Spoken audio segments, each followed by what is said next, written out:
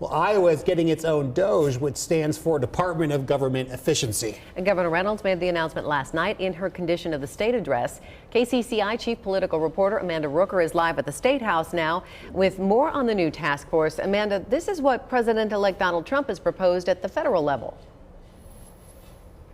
That's right, Stacey. We've heard a lot about the term DOGE, mostly at the federal level, because in late November, Trump announced he was proposing a new Department of Government Efficiency that would try to get rid of massive waste and fraud in the U.S.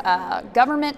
Now, Iowa is getting its own DOGE. The governor announced that last night in her Condition of the State address. She said Emily Schmidt, the general counsel of Sukup Manufacturing, will lead that task force. I'm launching our own state DOGE to find even greater savings and efficiencies in both state and local government.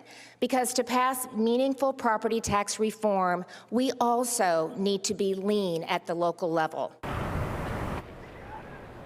We don't know yet who else will be on the Iowa DOGE task force or what specifically they'll be reviewing, but the governor says this will build upon the work that she's done reorganizing state government, which she says has already saved taxpayers $217 million in the last year and a half. Iowa State Auditor Democrat Rob Sand says his office already runs a government efficiency program called Public Innovations and Efficiencies, or PI. He says the program's website lists ways that local governments can save taxpayer dollars.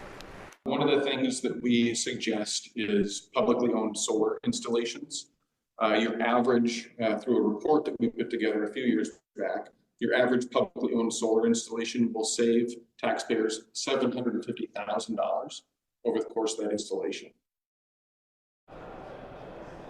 And Sand says that PI program has already been replicated in the state of Mississippi and at the city level in Baltimore and Maryland. Live from the State House, Amanda Rooker, KCCI 8 News, Iowa's news leader. Okay, Amanda, thank you.